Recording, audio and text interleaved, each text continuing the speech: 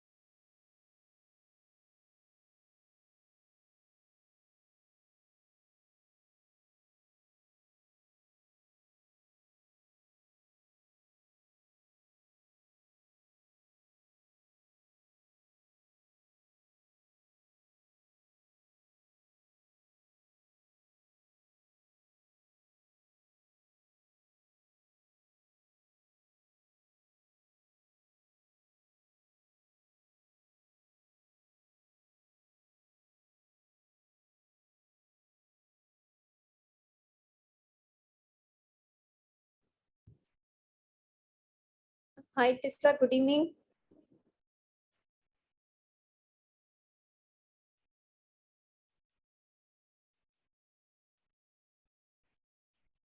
Dr. Aranya, Dr. Nishant.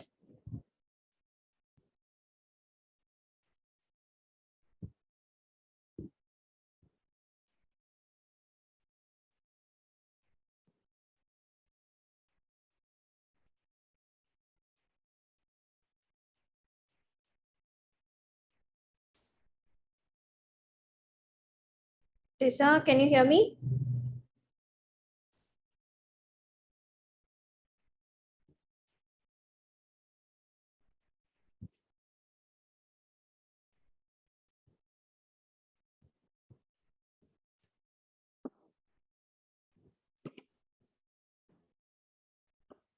Yes, Tissa, can you hear me?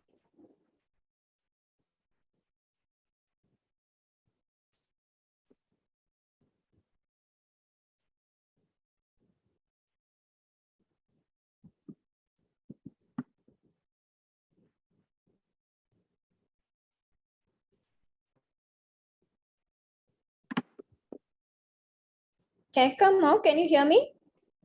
Yes, ma'am. No? Okay, come. Okay. Yeah.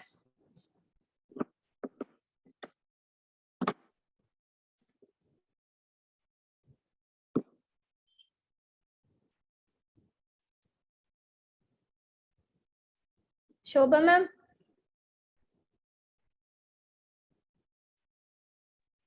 Femitha. Good evening, ma'am. How are you? Fine, fine. Ma'am, we'll start at 9 early, ma'am. 9. 1 or 2 minutes more only. Usually We'll wait. 3 to 4 minutes. Yes, ma'am. Wait. Okay.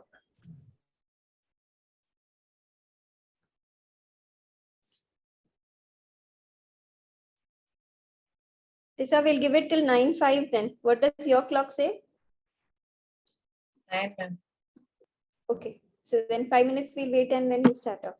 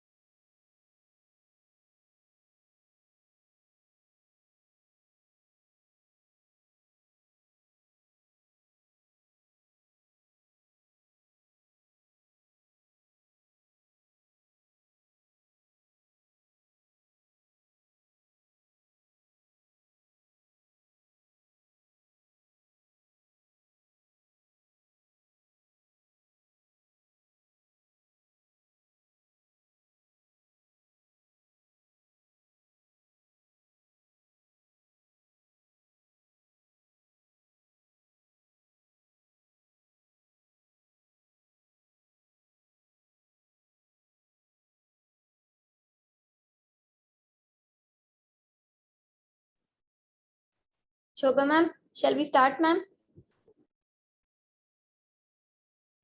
We can start. Okay, ma'am. Tissa, over to you. Okay.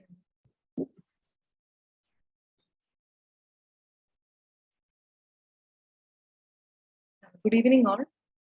Today, I'm going to present a case of a persistent hypoglycemia in a neonate who was admitted in our unit, and a small discussion of the causes and the management of evaluation and management of persistent hypoglycemia in a newborn.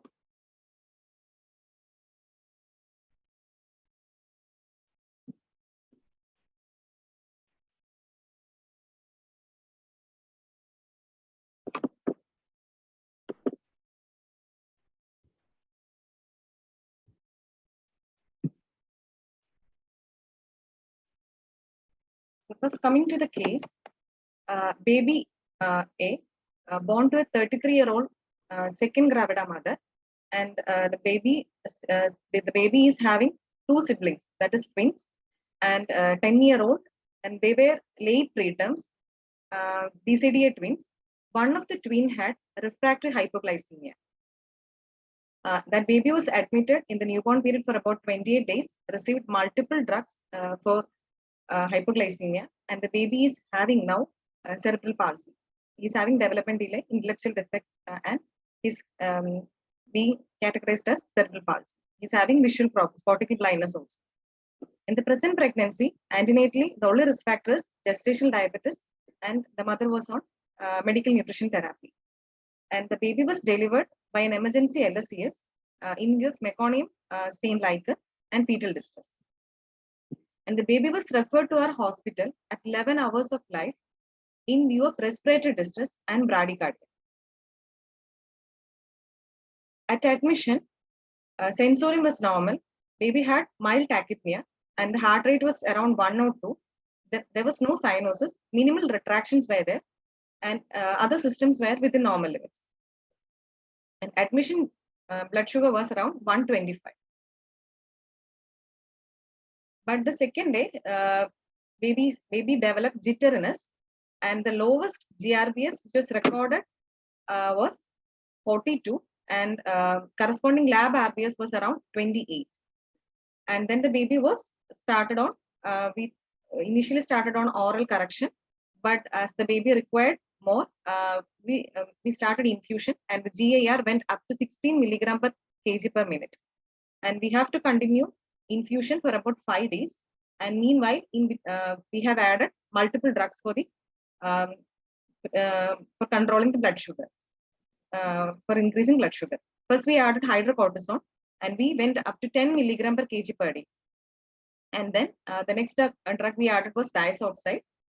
Then it was not controlled, and within this 5 days, we added IV octreotide, and finally nifedipine. Actually, the baby sugar was controlled with nifedipine.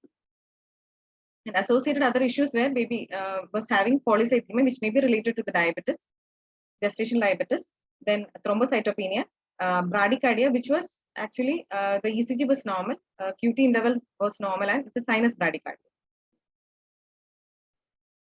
Tissa, let me ask you.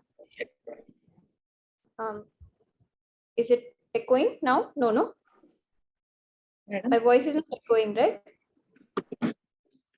it's audible, madam. Yeah. So let me ask you why we usually start a very basic question. Why we usually start a glucose infusion rate of say 6 to 8 milligram per kg per minute for any baby who comes into the NICU and who's requiring IV fluids? What is the physiologic basis for that? Why do you start at 4 to 6? I'll make it 4 to 6 if there's no hypoglycemia. That is the normal glucose production. The normal rate is in a newborn liver, the normal rate is 4 to 6 milligram per kg per minute. Or you're That's the also, physiological. you're also extrapolating from fetal life, right? That is Yes. the rate of transfer of glucose from the mother to the baby is approximately that much. And as you said, the rate of production also postnatally will amount to that much if everything was going correctly, if all the hormones were in correct balance. Now tell me, Tissa, why did we first start hydrocortisone and then go on to diazoxide and then to IV octreotide? Do you have any explanation as to why we chose that order, or anybody would want to choose that order?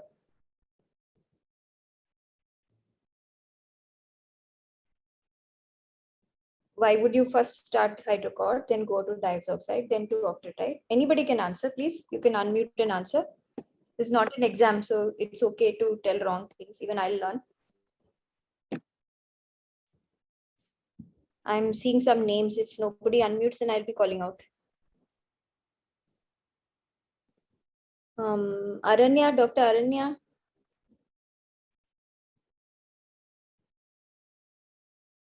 Tissa, make an attempt then before I find somebody else's name.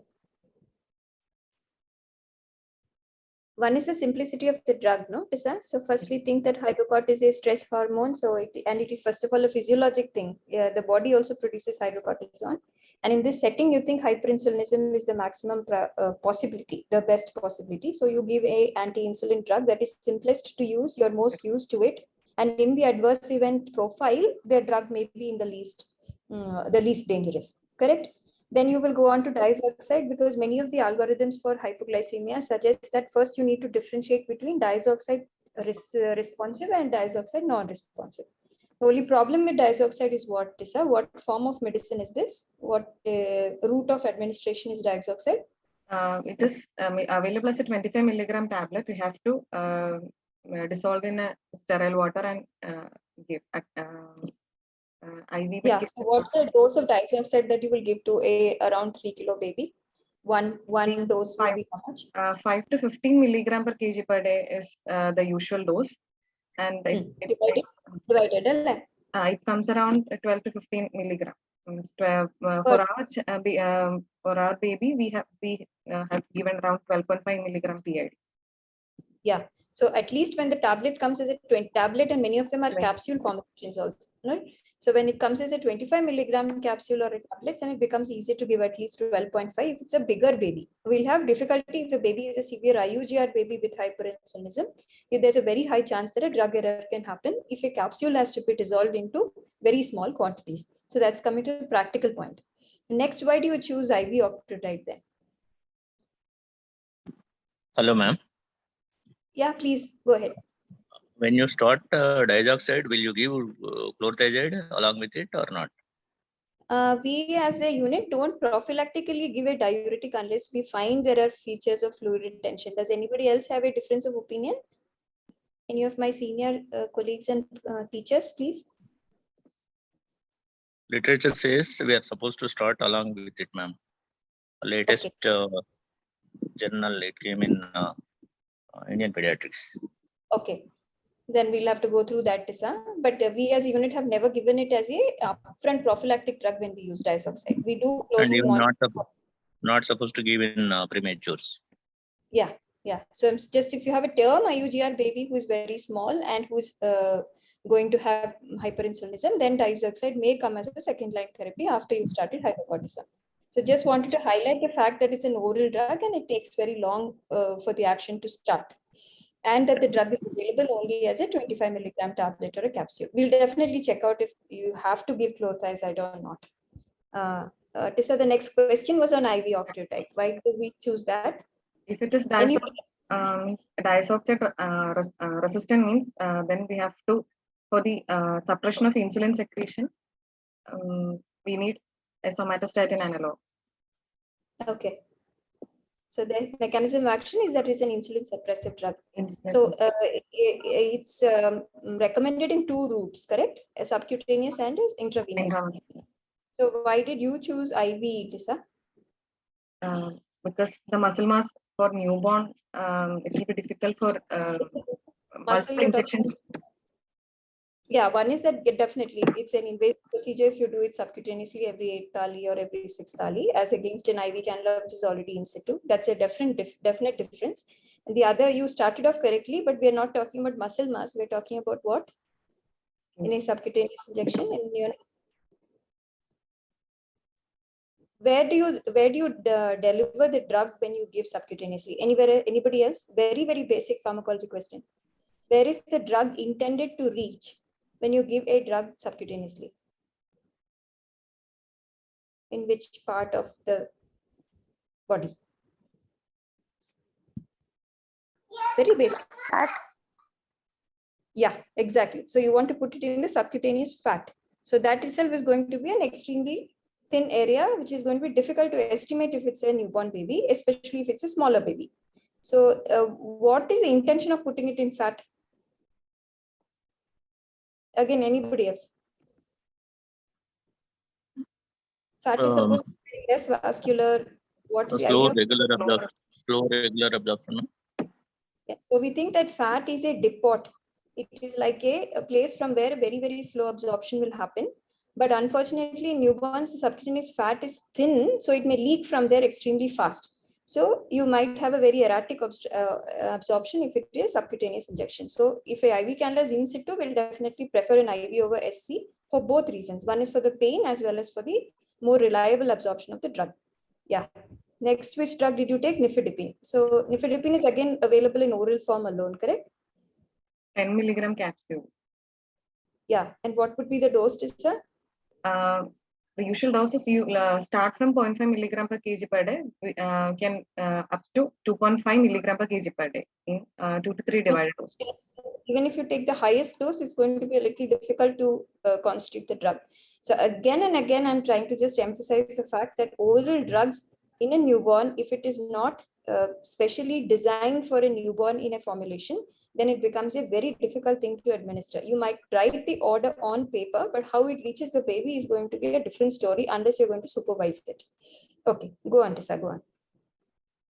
So these are the Role of investigations. glucagon. Sorry? Role of glucagon. Yes, sir. Yes, sir. Glucagon also can be considered, but it's again one of those drugs which come in after the line if it is become resistant to all these drugs. A glucagon will come somewhere alongside octreotide and nifedipine. Am I right, Tissa? Yes, ma'am. Yeah. Then these are the investigations. Just to remember the values, we'll see the evaluation later. Then the lab RBS, we have sent the critical sample and we'll see what all investigations we need to send.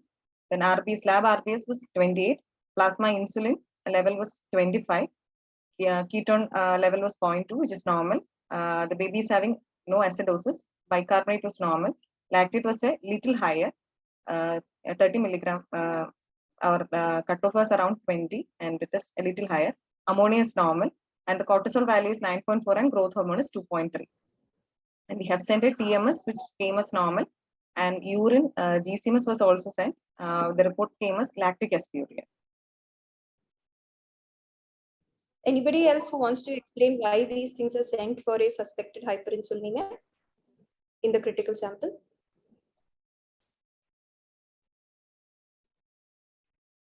Even partial answers are also accepted. Anjali, Anu. Plasma insulin is raised, ma'am. Yes. Insulin is Ma'am, raised. basically to rule out whether it is Lactate is raised. transient hyperinsulinemic or a persistent hyperinsulinemic issue, because it may help in that, and also to rule out simultaneously other causes of glucose metabolism defects or inborn error of metabolism. So maybe that's the reason why we have to send all this. Okay, so why do you expect Like that for ketones example, to come low? I'm asking very So, easy questions. I'm not expecting difficult answers either. Why do ketones come low if there's hyperinsulinemia? Low ketones goes in favor because of in newborns, fatty acid oxidation defect, ma'am. Okay, that is true in one sense. If you're suspecting an organic acidemia and if you have low ketones in the presence of acidosis, then you suspect FAOD. But generally, in any person, if you have insulin available in your body at high rates, it decreases the amount of ketone production, correct? It's the opposite of that which happens in diabetic ketoacidosis, right? If you have insulin in your body, if you don't have insulin in your body, then you have high ketones appearing. So insulin's one of the roles is to decrease the amount of ketone production in the body. So it supports the diagnosis of hyperinsulinemia if you have a low ketone level. The second intention is, of course, like both of you said, to rule out other causes like an FAOD if you have a low ketone level. Now, Tissa, let me ask you, what wire do you send your ketones in? blood ketones and Madam, urine ketones. What vial? What cap? Or how do you tell your sister to take it, or how do you take your sample? blood ketone, madam. Anybody. It's just that I know Tissa's name, so I'm calling her out. Anybody can answer. Both in the red vial, that is the plain Vacutainer. Yeah, so that's a correct answer. Actually, ketones can be taken in any. You can take it in the gel separated vial, which is a red top. It can be even taken in a plain plasma bottle. You can take it in sodium heparin. You can take it in EDTA, everything. So ketones can be done anywhere. What about lactate? How do you take lactate? And fluoride. Or, correct. So you're supposed to take blood lactate in a fluoride bottle, and how do you transport it? Supposed to be on ice. Ice pack. Okay. The ideal way is that you should either put it in crushed ice or on a ice pillow, in the sense that it has to actually get embedded into it. It can't be just separately sitting somewhere. So the idea is to decrease the metabolism that's happening ongoing in the blood sample. So remember that lactate is taken in a fluoride bottle, just like you would do glucose. And ketone can be taken if you say gel bottle, or if you take a red top vial, it is a correct answer. No problem. Yeah. Okay, cortisol you said is normal. What would be the cutoff for cortisol, Tissa? What do you want? More than how much? More than 3, madam. Around 6. Around. More than 6. Okay, that's what you want. Okay, go on, Tissa. And now coming to the discussion on hypoglycemia, and just what is the cutoff for definition of hypoglycemia? There are different recommendations. What AAP, according to AAP guidelines, for asymptomatic babies in the first 4 hours, less than 25 milligram per deciliter on 2 consecutive occasions, and after 4 hours, less than 35 milligram on 2 consecutive occasions. If it is a symptomatic baby, less than 40 can be considered as hypoglycemia. And according to Pediatric Endocrine Society, asymptomatic babies in the first 2 days less than 50, and after 48 hours more than 60. Symptomatic babies, there is no clear cutoff in this Pediatric Endocrine Society guidelines. And in the for WHO, according to WHO guidelines, any value less than 45 milligram per deciliter can be considered as hypoglycemia.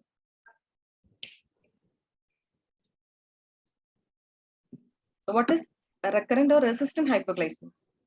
If an infant fails to maintain a normal glucose level despite a GAR of more than 12 milligram per kg per minute, or when stabilization is not achieved even after 7 days of IV therapy, glucose therapy, that is a recurrent or resistant hypoglycemia. So we'll be mainly dealing with exam answer. Right? This is an exam answer. If anybody asks you what is recurrent or resistant hypoglycemia, it is this.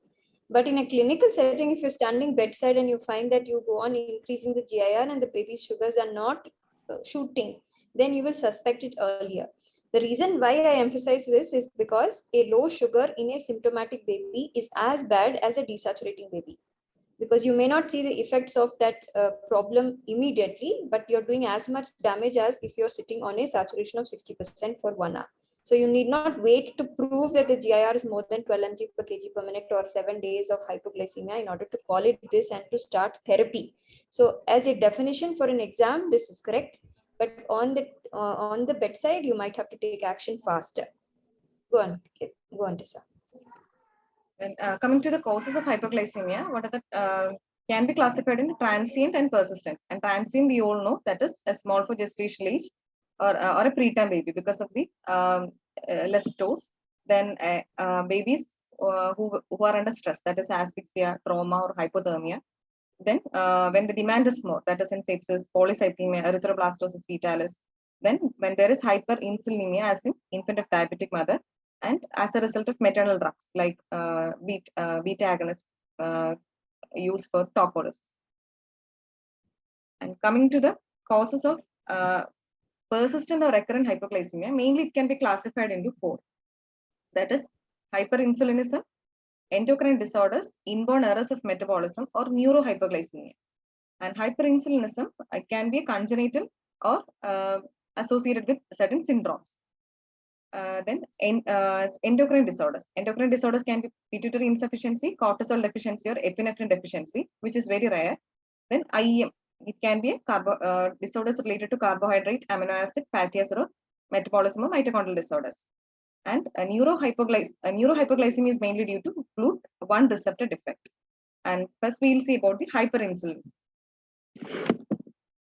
And this is a pancreatic beta cell. And here, what is happening is GLUT2 receptor.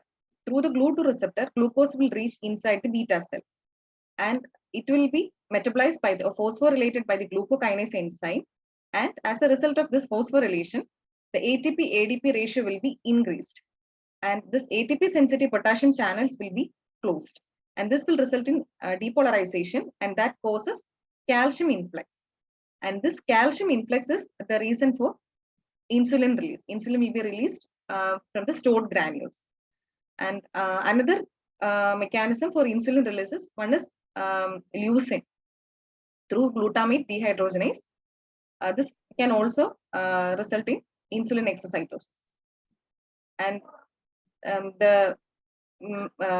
many of the genetic causes for hyperinsulinism is actually related to the components of this receptors. That is the major mutation that is associated with congenital hyperinsulinism is mutation in ABCC8 or KCNJ11 gene mutation. And these two genes are the subunits of this potassium, ATP sensitive potassium channel. Okay, Tissa, just please like there for 1 second. For all exam going students, if your theory paper comes on a hyperinsulinism or on a persistent or refractory hypoglycemia, this cell drawing itself will give the idea to the examiner that you know what you're talking about. You need not draw all of it. You need to three components you need. One is that you have to draw the potassium channel. Second, you have to draw the calcium channel.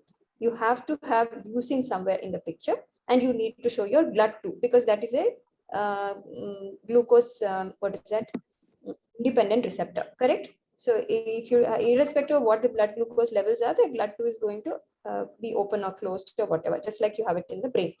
So you have to have a potassium channel, you have to have a calcium channel, you have to have leucine, and you have to have your GLUT2. This, if you draw, then itself it means that you know what you're talking about. Okay. Coming to the just genetic causes, just certain genes. Most important one is the potassium channel receptor components, that is ABCC8 and subunits of potassium channels, ABCC8 and KCNJ11. Different types of mutations were there. And the main clinical features are the baby will be having macrosomia, moderate to severe hypoglycemia in the first few days to weeks of life. And if it is a focal lesion, usually the treatment, they might require local resection or near-total pancreatectomy. And another important one is the GLUT1, which is associated with hyperammonemia. And onset is usually after 6 months, and the treatment is diazoxide and leucine restricted diet. That's your glutamate dehydrogenase, correct? Yeah. Yeah, so that one will usually defects in those will cause hyperammonemia. And coming to the hypoglycemia in infants of diabetic mother, this is associated with a transient hyperinsulinemia. So here, sometimes this hyperinsulinism can persist for certain weeks to months, and sometimes they may require drugs also. And actually, this hypoglycemia is related to the late pregnancy severity of the maternal diabetes. That is, if the gestational diabetes is uncontrolled, the baby will be having, we all know that baby will be having the hyperinsul, the severity of this hypoglycemia will be higher. And in perinatal, when there is birth asphyxia or in SGA babies related to stress, there is a transient hyperinsulinism. And insulin is a key growth factor. So low glucose threshold for insulin secretion persists. So this persistent insulin action can lead to hypoglycemia in a stressed baby. That is, if the baby had a perinatal asphyxia or small for gestational age baby. And some babies even require diazoxide for about 6 months. Okay, Tissa. It's important you stressed on this. It's not just important only as a cause of hyperinsulinism and hypoglycemia. That means perinatal stress, perinatal hypoxia, asphyxia, sick baby, septic baby, meningitic baby, small for gestation age, all those may be causes of hyperinsulinism and hypoglycemia, yes. But apart from that, it adds to the problems that hypoglycemia can cause to the brain. So it's just like how you talk about jaundice, no? Jaundice and kernicterus, you have